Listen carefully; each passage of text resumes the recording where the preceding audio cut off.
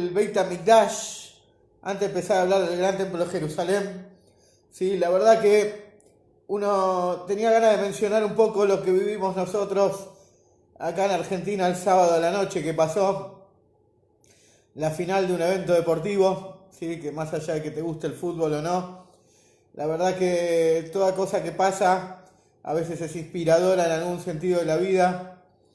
Y la verdad que en la cabeza se me empezó a armar un poco una línea de relación entre Messi y el pueblo judío. Porque el pueblo judío es el pueblo elegido de Dios, el que recibió la sabiduría de Dios, recibió la Torá, es realmente el centro de la creación, somos los que tenemos encargados todo el mandato divino para hacer de este mundo una morada para Dios, para cumplir el objetivo.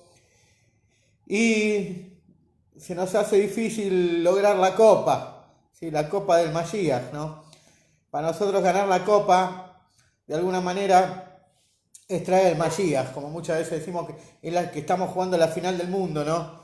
Después de tantas derrotas, tantas ilusiones, cada día es una derrota, cada día es una final perdida. Y un poco uno veía al mejor jugador del mundo, ¿sí? Como a sus 34 años, después de ya prácticamente toda una carrera hecha, nunca había podido salir campeón, nunca había podido llegar a lo máximo que aspira un deportista con la camiseta de su propio país.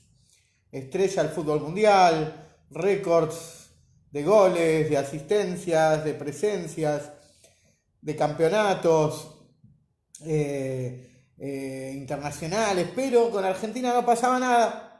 E increíblemente cuando uno ve las imágenes de Messi, que no por nada se llama Messi, sino porque hay una relación directa con la palabra Mesías, por supuesto, para que si a algún judío le quedó olvidado el tema Mesías cuando escucha Messi, que es uno de los apellidos más nombrados contemporáneos, recuerde el objetivo de la creación, verlo llorar al final de su carrera, después de tantas frustraciones, y más los últimos años, tantas finales, y de repente lo logró, lo hizo, pudo hacerlo más allá de todos los detractores del fútbol y lo comercial del fútbol. De todas maneras, uno ve de fondo un deportista que quería representar a su país y ganar con su país algo, y al final de su carrera lo logra.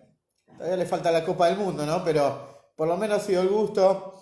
Y esto es un poco, yo lo reflejaba al pueblo judío, que tenemos tantas finales perdidas, tantas derrotas en las espaldas, tantos años, tantas dificultades, tanta frustración. Y un día vamos a ganar la copa, un día nos vamos a poner a llorar de emoción como Messi, vamos a ganar, sí, nuestro mundial, que es cumplir el objetivo de la creación, revelar la verdad de Hashem en la existencia, revelar la verdad divina, que la verdad divina deje estar derrotada o eliminada, ¿sí?, por el ocultamiento que él mismo creó, para que nosotros podamos vencer y revertir el ocultamiento, que eso es todo el trabajo del ser humano, revertir el ocultamiento de la creación y revelar cómo la divinidad está presente en cada partícula de la existencia, realmente cómo poder evitar todo, de alguna manera superar la brecha del ocultamiento y descubrir que hay un Hashem, y Hashem es el que sostiene todo. Y esto es un poco lo que empezó a enseñar el hasidismo. El hasidismo por lo menos nos empezó a clasificar a las últimas etapas de la Copa del Mundo, hasta que el hasidismo no había surgido, como que todavía no estaba, se corta mucho, yo tengo buen internet acá, el hasidismo de que el hasidismo surge, es como que empezamos a estar más cerca de la final. Pero bueno, vamos al tema de hoy, son los datos del Beit HaMikdash, los datos que más tienen que ver con la casa elegida, el lugar más sagrado del mundo, el lugar donde, como estudiamos la semana pasada, Hashem eligió para que le construyamos su casa, el lugar donde se revela y se manifiesta el mundo, y como esto ya ocurrió en dos oportunidades, en el primer templo y en el segundo. Lejaim con un tecito. Bueno, entonces, una de las cosas primero vamos a ver hoy, con respecto al Beit HaMikdash, es algo muy interesante. Porque en general en el Beit HaMikdash hay un portón que se llama el portón de las aguas. ¿Sí? En el Beit HaMikdash se ingresaban aguas, había agua, siempre el tema agua, que es el tema vida, está presente. Pero cuando uno empieza a explorar, y en este caso bucear, porque si hablamos de agua, en las escrituras, en los distintos libros de la Torá, nos vamos a llevar unas cuantas sorpresas en cuanto a lo que es la aparición del agua y de los manantiales, un cambio realmente ecológico, biológico, que va a existir con la llegada del Mashiach.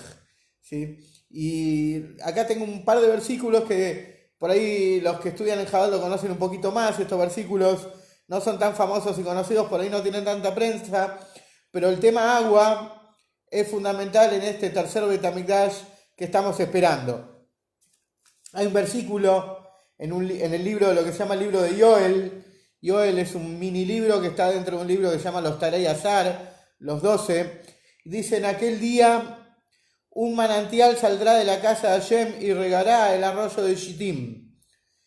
En general, este es un versículo por ahí que no es tan conocido, que aparece en el libro de Yoel, pero en Jabat es un versículo famoso porque hay una obra del Rebbe Rajab, el quinto Rebbe de Jabat, que se llama, es un kuntre, es un fascículo donde él tiene enseñanzas filosóficas, espirituales muy profundas, que se llama Kuntre Sumayan. Umayan es porque es el primer la primera palabra del versículo de Yoel que él nombra al principio del fascículo. Y nosotros conocemos esto desde el punto de vista espiritual. Desde el punto de vista espiritual conocemos este manantial que va a salir de la casa de Dios. Así es la presentación del tema. Un manantial que sale de la casa de Dios. Que en general nosotros, como les repito, nosotros en el hasidismo estudiamos mucho esto. Hay un libro incluso en español traducido de este fascículo que habla mucho de las emociones y de todas las cuestiones del alma, pero no conocemos el significado del versículo tal cual es, de forma material y concreta, que también es un versículo que habla de la era del Mashiach. Y además, este versículo no es el único. Este versículo que habla de que un manantial sale de la casa de Dios aparece en las profecías de Irmiau, del profeta Irmiau, y en otros profetas como Yehezkel y Zechariah, y está más mencionado esto en relación a todo el sistema acuífero de la época del tercer Beit HaMikdash, algo que, como sabemos, debajo de la tierra hay agua, hay napas, hay movimientos de agua, pero con el tercer Beit HaMikdash vamos a ver que acá pasa algo especial con el tema agua. En lo que es el monte del templo, o el lugar que ocupa el Beit HaMikdash, había un pozo de agua que se llamaba Ber Akor. La palabra Akor, si no puedo pensar que tiene que ver con el cor, con el frío, tiene que ver con otro tipo de palabra que tiene las letras Kuf y Reish. De todas maneras, los sabios enseñan que la palabra, el nombre de este pozo que se llama Akor o Akar, viene de la palabra Mekor, de la palabra fuente en hebreo. Y ese pozo que estaba fuera del Beit HaMikdash, fuera del gran templo, lo utilizaban los que ascendían a Jerusalén, y de ahí extraían agua después de todo un camino, sedientos. Y justamente se llama así este pozo porque era un pozo que permanentemente fluía y se innovaba el agua permanentemente.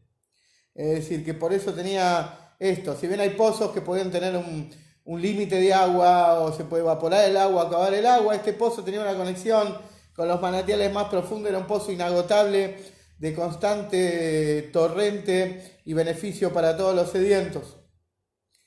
Entonces, ahora vamos a ver un poquito en relación a esto. También vale la pena aclarar que varios profetas utilizan la metáfora del pozo en profecías que tenían que ver con la destrucción, con el tema del agua, con el correteo del agua, pero no quiero ingresar mucho a ese tema porque la destrucción ya quedó atrás y nosotros estamos en vías de construcción, ya el pasado quedó atrás y nosotros tenemos un promisorio futuro inmediato que es la reconstrucción del templo y la aparición de todas estas cuestiones. Entonces, estas fuentes de agua no solo estaban en esas profecías negativas, sino que los manantiales de agua, las napas acuíferas, ¿sí? Tiene una relación directa y estrecha con la construcción del tercer Beit HaMikdash, como está en la última profecía de Ezequiel, capítulo 47, de los versículos 1 al 12, en relación al tercer Beit HaMikdash, cómo vio y cómo va a salir un manantial desde el Kodesh HaKodashim. El Kodesh HaKodashim es este lugar sobrenatural donde conjugan el finito y lo infinito, es el lugar donde antes ingresaba solo la máxima autoridad espiritual y ahora vamos a entrar todos los judíos. Antes ingresaba solo en Yom Kippur y ahora se va a ingresar cualquier día que queramos porque se va a revelar la verdadera esencia del judío y por eso va a haber un libre acceso. Entre lo que hablamos, la descripción del manantial, hay una descripción realmente impresionante de lo que es este manantial, cómo se origina el manantial y cómo empieza. Al principio el manantial dice que es finito, como las antenitas, vamos a llamarlo antenitas, aunque en hebreo se dice karnei, como cuernitos, ¿sí? Como las antenitas de unas langostas. Así de finito empieza a brotar el agua del Kodesh HaKodashim, del lugar más sagrado del Beit HaMikdash, y empieza así lentamente a ensancharse y a evolucionar ese pequeño y flojito torrente de agua que empieza a trascender el Kodesh HaKodashim. Entonces, esto empieza a ir hacia el sur. Es decir, cuando nosotros vemos la foto del Kotel para ubicar el Kotel, el muro, mal llamado de los lamentos, porque no hay más de qué lamentarse, cambiar el nombre, ser el muro de las alegrías por la construcción del templo y porque el pueblo judío sale adelante y la verdad de la creación se manifiesta. Pero de todas maneras este muro lo conocemos como el muro occidental, o sea, el que está al oeste. Entonces, si hablamos que es un muro que está al oeste, si nosotros miramos el muro, entonces cuando hablamos del agua estaríamos hablando, si uno tiene una imagen del Kotel, una imagen de lo que es el monte del templo y está viendo la pared del Kotel, entonces cuando hablamos del sur estamos hablando a la derecha de la imagen, para que entendamos hacia dónde va fluyendo el agua. Entonces, esa agua va fluyendo hacia el sur, ¿sí? Al lado sur de la Zará, que era el patio, el atrio sagrado, donde se hacían los korbanot, y pasa por un lugar que se llama interesantemente Sha'ar HaMayim, ya de antes, el portón del agua. ¿Pero por qué se llamaba el portón del agua esto? Se llamaba el portón del agua porque de ahí se ingresaba agua que era vertida adentro del Beit HaMikdash. Vamos a ver acá, esto lo vamos a ver un poquito más adelante, cómo en general con el tercer Beit HaMikdash se invierte el sentido de las aguas de alguna manera. Entonces, esto sale hacia el oeste, si nos ubicamos, miramos un mapa de Israel más amplio, nos imaginamos, vemos el Kotel, vemos Yerushalayim. Si miramos a la derecha de Yerushalayim, nos vamos corriendo hacia el este, ¿sí?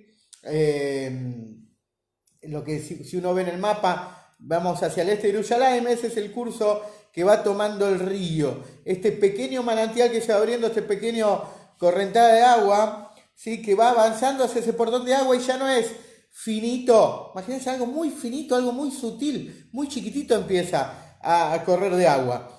Y ya cuando llega al portón de ahí se transforma como en lo que es una tapita de botella, creció un montón, ¿sí? Ese es el volumen del agua. Empieza muy poquitito, muy finito el agua, increíblemente esa agua va evolucionando su ancho, cuando es al revés, ¿no? Porque cuando nosotros nos ponemos a pensar que en general el agua sale fuerte el lugar que sale y después va minorando su efecto a medida que avanza, ¿no? Acá es exactamente al revés. El agua sale de una manera muy pequeña del Kodesh HaKodashim y va ensanchándose a medida que avanza.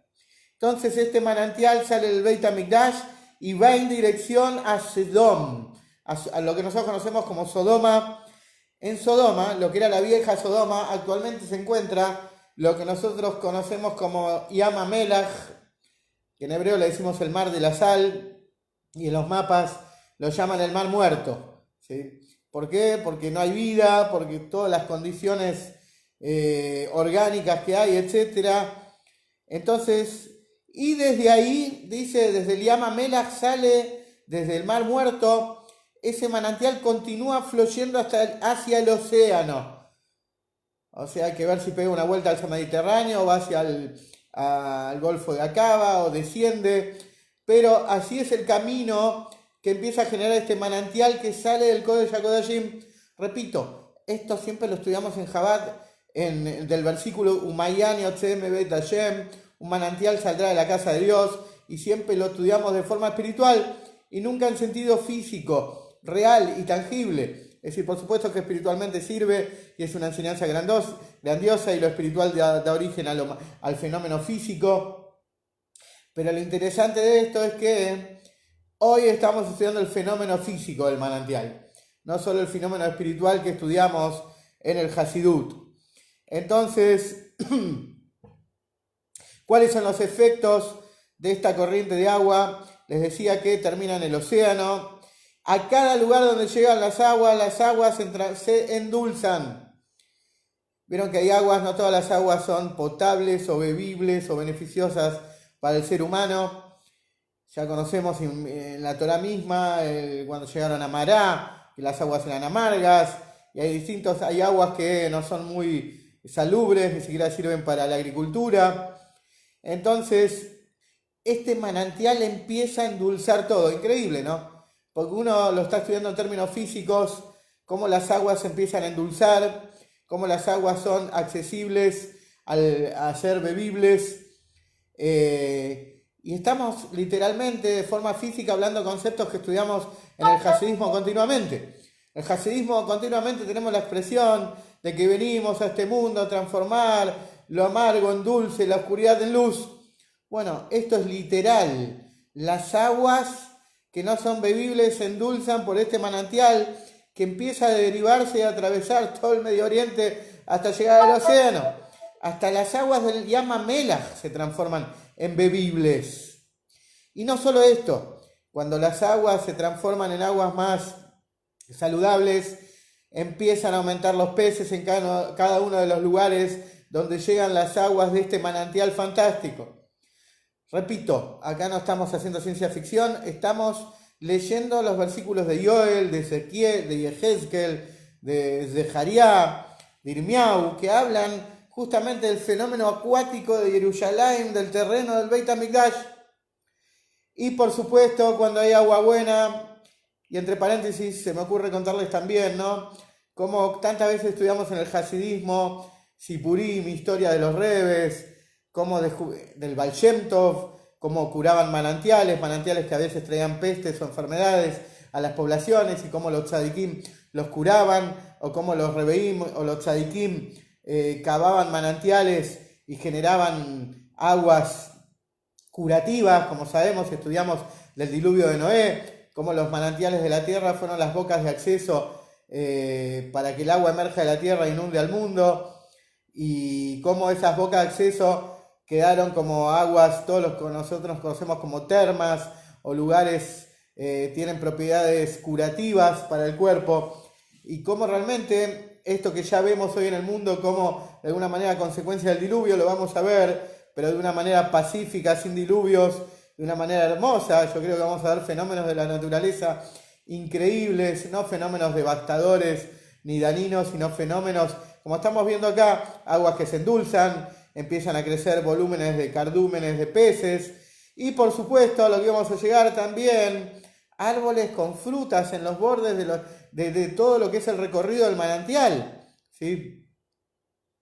Y va a haber justamente una abundancia de este manantial inagotable, ¿sí? De los cuales permanentemente van a crecer frutos de la mejor calidad, e incluso no solo frutos beneficiosos, sino que las hojas de estos frutos, ¿sí? Las hojas que crecen con estos frutos en los árboles van a ser utilizadas para curación. Todo esto, por ahí nosotros no estamos tan acostumbrados a leer el Tanaj, ¿sí? Y esto también tiene su historia de por qué por ahí no se estudia tanto el Tanaj en ambientes observantes, pero es para otra clase. Pero cuando uno estudia realmente la Torá escrita y la estudia con el acompañamiento de la Torá oral, tal como nos ayudan los sabios, Rashi, los Metzudot, los que siempre les nombro, uno descubre realmente los cambios positivos e increíbles que estamos esperando. Y de acuerdo a esta profecía, dice, es que fue fijado uno de los nombres de los portones del Beit HaMikdash del lado sur con el nombre de Sha'ar Hamayim. Sha'ar Hamayim, que en castellano significa portón de las aguas. Como está traído en la Mishnah, hay una Mishnah que dice por qué se llama su nombre el portón de las aguas, porque ahí ingresaban, ¿sí? Vamos a decir, las vasijas de agua para ser vertidas en Sukkot. Creo que siempre en Sukkot estudiamos que en el altar, además de vino, se vertía, se hacían libaciones de agua. Bueno, acá pasa un cambio. Increíblemente acá el agua no entra solamente, el agua va a salir por ahí. Por eso también el portón de las aguas y el plural. Bueno, hasta acá llegamos con el tema aguas por hoy, pero seguimos en el mundo de la naturaleza y con algo que muchos conocen, pero está bueno saberlo y ver que la Torá da dos opiniones y las opiniones vamos a ver que se basan en distintas épocas históricas y vamos a ir directamente al tema. El tema que nos viene ahora es alguien que se llama Shamir. No confundir con un ex primer ministro israelí, sobre el cual el Rebbe Lubavitch, cuando le mandó mensajes o le escribió cartas, le habló de lo que vamos a hablar ahora acá, de que el Shamir, el significado de Shamir, el significado de su apellido y cómo él tenía que ser como el significado de su apellido para defender la integridad de la tierra de Israel. Pero ese también es otro tema. El tema del Shamir, tal como conocemos la palabra, es una criatura fantástica que fue creada, como está descrito en Pirkei Avot, en las Mishnayot de Pirkei Avot, fue creada víspera de Shabbat, ¿sí? Con tantas otras cosas, fue creado el Shamir. Hay una discusión enorme entre los sabios de Israel que dicen, ¿qué es esa criatura que está destinada a colaborar en la construcción del Beit HaMikdash? Y también a la escritura de las piedras del pectoral del Cohen. Es decir, ¿qué es esto? ¿Qué es esta criatura, este bichito? ¿De qué se trata esto? Entonces, por supuesto que esta criatura, este Shamir, está relacionado con el Beit HaMikdash y elementos del templo. La Torá que cuenta que cuando el rey Salomón tenía 16 años, él empezó a construir el Beit HaMikdash. En el Talmud está escrito que Shlomo Amelech fue ayudado por una criatura similar a un gusano. Eso es el Shamir. El Shamir podemos decir que tiene una estructura similar a la de un gusano. Y la primera utilidad que le dio el rey Salomón al Shamir fue para grabar los nombres de las tribus sobre las piedras del pectoral.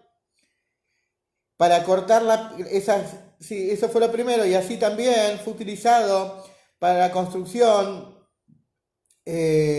para el corte de las grandes piedras y las pesadas piedras que se utilizaron para el santuario y el atrio sagrado en el monte del templo y todos los sectores. Es decir, es un trabajo muy fino por el cual también simultáneamente se necesita mucha fuerza. Como sabemos, más adelante por ahí llegamos a ver en el Beit HaMikdash, no se podía usar metal. El hierro estaba totalmente prohibido en la época de los dos templos porque el hierro es el símbolo de la muerte, de la destrucción, y en un lugar que es vida y genera vida no podía haber hierro. De acá viene también el Rebbe a finales de los 91, principios del 92, en Parshat Vayehi, trae el gran descubrimiento que en el tercer Beit HaMikdash va a haber hierro. Pero nosotros estamos acá un poco haciendo historia hacia atrás, y en esa época no se podía utilizar hierro, y había que trabajar con piedras tremendas que se sacaban de la cantera. Uno ve a veces en lugares, Rubén que está en Mar del Plata acá puede decir cómo a veces sacan la piedra de Batán, esa famosa piedra Mar del Plata con la que se hacen casas, se hacen muelles, cómo transportan bloques gigantes. Es todo un trabajo tremendo hasta el día de hoy, poder sacar la piedra entera, la roca, directamente de la naturaleza y empezar a después a darle formatos o transformarlas en ladrillos, en la utilidad que se necesite. ¿Qué hacía este gusano, este Shamir? Tenía esas capacidades especiales.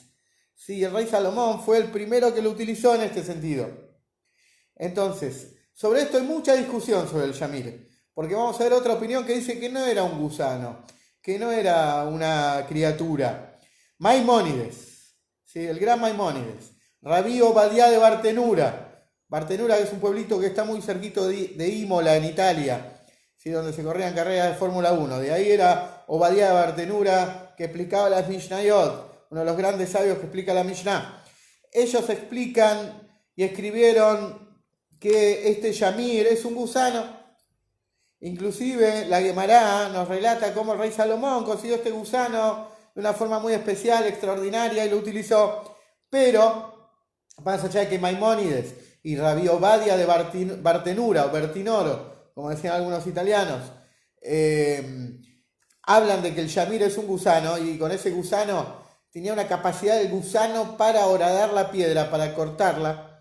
De todas maneras, muchos sabios que explican el Tanaj a lo largo de la historia nos dicen que el Yamir era una piedra muy fuerte, una piedra muy potente.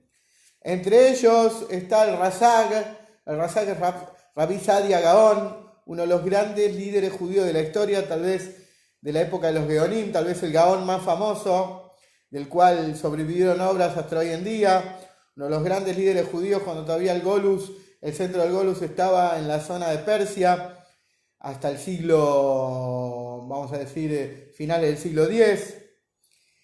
El Yamir, él decía que ellos sostenían muchos sabios, y con Rabí Sadia Gaón y Eben Genach a la cabeza, y Yehuda Eben Genach a la cabeza, dicen que el Yamir en realidad es un diamante. Si bien nosotros cuando decimos diamante nos parece una palabra de crucigrama, una palabra que por ahí es muy genérica, el diamante, si uno estudia historia, el diamante, antes de ser una piedra preciosa y que se utilice para fines económicos, el diamante es una piedra que se utilizaba básicamente para la construcción y no por una cuestión comercial o de joyería o etc. Y así lo explican estos sabios. Entonces, podemos hacer una pregunta. ¿En qué quedamos? ¿Qué es el Yamir, señores y señoras? ¿Qué es el Yamir? ¿Es un gusano o es un diamante? Un diamante que realmente sirve y filoso, como acá por ahí Leabdil, salvando las distancias, como los indios acá pulían las piedras y las transformaban en lanzas y eso usaban en las flechas, como las piedras se transformaban en elementos de corte. El diamante era la piedra más dura, uno puede estudiar y ver realmente la composición del diamante que le hacía una piedra dura que podía prevalecer sobre otras piedras y poder inclusive ser más fuerte que otras piedras, y que la otra piedra se parte y el diamante no. Entonces, ¿cómo podemos explicar qué es el Yamir realmente? La respuesta que se puede dar, y que vinieron otros grandes sabios a compaginar un poco esta gran discusión de varias generaciones, es que estamos hablando de dos épocas. Las dos respuestas son verdad. El Yamir es un gusano y el Yamir es una piedra de diamante. Y las dos cosas son verdad. Y esto tiene mucho que ver con lo que estudiamos la semana pasada, la diferencia entre el primer templo de Jerusalén y el segundo. En la construcción del primer templo, como está relatado en el Talmud, efectivamente el Yamir era un gusano que consiguió el rey Salomón con la ayuda de Benayau, Ben Yehoyadá, ¿sí? Y lo consiguió de lo que se llama un tarnegolabar, de un gallo del desierto, vamos a decir. Pero como vemos, el primer Beit HaMikdash era un Beit HaMikdash divino, celestial, con mucho efecto especial, poca terrenalidad, y por eso es que había una criatura tal como un gusano, una criatura del mundo animal que podía cortar una piedra. El segundo Beit HaMikdash, que fue muy, muy básico, si fuera un auto era sin levantavidrios, aire acondicionado, ¿sí? Sin caja automática, con caja de cambio normal. Eso fue el segundo Beit HaMikdash, un Renault 12, tranquilo. Después que se destruyó el primer Beit HaMikdash y cuando querían cortar las piedras para el segundo Beit HaMikdash, seguía la prohibición de utilizar el barzel, el hierro, y por lo tanto utilizaron este Yamir, que ya era otra composición, ya no era algo del mundo animal, sino, como vimos, la segunda definición de Yamir era una piedra de diamante. Y ya acá estamos hablando del diamante, que en esa época era un elemento de corte y, como les dije, no tanto un elemento de joyas y de valor. En la época del segundo templo, con eso se cortaban las piedras, porque era una piedra mucho más fuerte que el resto de las piedras que habían en el gran templo.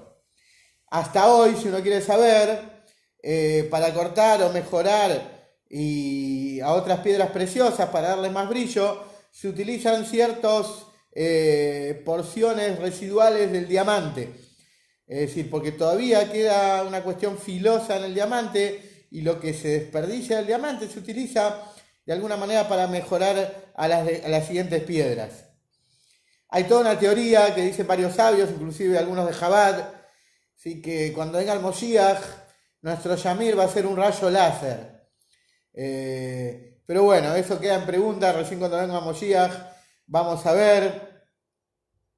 El Rebbe mismo, como les contaba, habla de esto de una forma también referida a un político, de cómo tiene que ser la postura en cuanto al tema de la tierra de Israel. Por ahí nos queda un poco pendiente, les voy a contar otra cuestión también interesante, era la música. La música, que en estos días a veces está tan contrariada y que tendría que estar presente ya para festejar que se está por construir el tercer Beit HaMikdash. La música en el Beit HaMikdash ocupaba un papel realmente importante. Los Levim, la tribu de Levim, se dedicaban fundamentalmente a cantar y a tocar instrumentos, aunque los instrumentos podían ser tocados por músicos de Israel, no hacía falta que sean Levim. Y realmente los Levim tenían también, ya a partir de los 13 años podían trabajar, pero para cantar en el templo podían a partir de los 30 años. Y con 5 años de estudios intensivos de canto. Si no era que llegabas y era cantando, llego y me pongo a cantar y tengo voz linda y ya, no. Cantar en el Beit HaMikdash era una carrera de 5 años de estudios profundos, realmente había que estar preparado, se ocupaba un lugar especial, los Levim tenían una especie de tribuna, es decir, pero esto ya queda para una próxima vez.